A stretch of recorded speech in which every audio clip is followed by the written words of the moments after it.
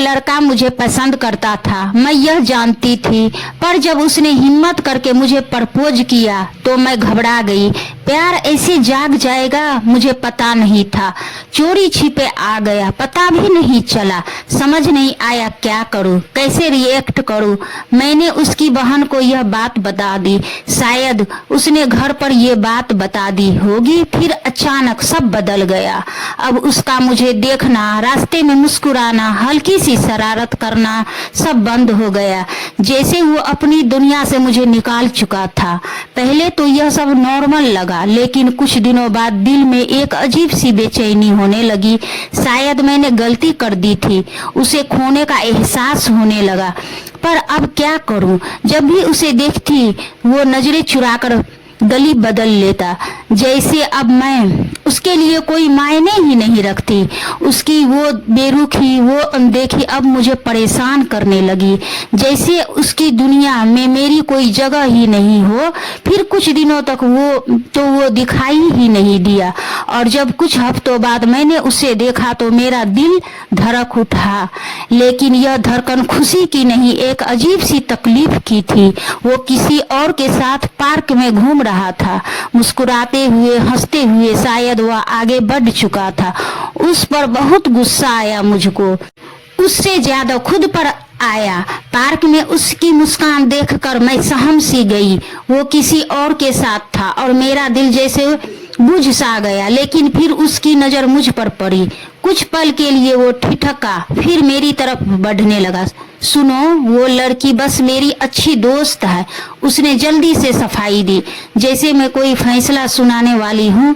तुम गलत मत समझो, और इस बार प्लीज मेरी बहन को मत बताना। पिछली बार बहुत डांट पड़ी थी। मैंने आंखें सिकोड़ कर उसकी ओर देखा। तुम सच बोल रहे हो? उसने सिर हिलाया। हाँ बिल्कुल। वो जाने ही वाला था कि मैंने हिम्मत जुटाकर कहा, अगर अब तुम मुझे कुछ कहोगे तो मैं तुम्हारी बहन से नहीं बोलूंगी। उसने अजीब सी शक भरी नजरों से मुझे देखा, जैसे कुछ समझने की कोशिश कर रहा हो। कुछ मिनट लग गए उस बेवकूफ को समझाने में। फिर जब समझ आया तो उसके चेहरे पर जो मुस्कान आई वो देखने लायक थी। वो ठहरा, कुछ सेकंड के लिए मेरी आंखें में देखा, फिर हल्के से मुस्कुराया। सच में? उसने पूछा, जैसे यकीन ही ना हो। मैंने हल्के से सिर हिलाया, नजरें झुका ली। मुझे खुद पर हैरानी हो रही थी, मैं ऐसा क्यों कर रही थी। वो कुछ कदम और करीब आया। मतलब अब अगर मैं कुछ कहूंगा तो तुम चुप रहोगी? मैंने उसकी आंखें में देखा, हल्की सी शरारत थी वहां, लेकिन कहीं ना कहीं एक उम्मीद भी थी। हाँ, मैंने धीरे से कहा, इस बार तुम्हारी बहन से मैं नहीं कहूंगी। वो हंस पड़ा। अच्छा, तो अब मेरी शिकायत नहीं करोगी?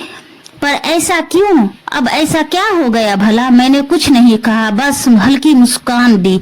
शायद उसे अब भी पूरी तरह से यकीन नहीं हुआ था, लेकिन वो वही खड़ा था, जैसे कुछ और सुनना चाहता हो, शायद कुछ ऐसा जो मैं अब तक नहीं कह पाई थी। तो क्या अब तुम्हें कुछ कहने की इजाजत है? उसने धीरे से पूछा। मेरा दिल तेजी से धड़कने लगा। कुछ कहने को लफ्ज ही नहीं मिल रहे थे। बोलो ना, उसने फिर से कहा। मैंने गहरी सांस ली, जैसे खुद को हिम्मत देने की कोशिश कर रही हूँ।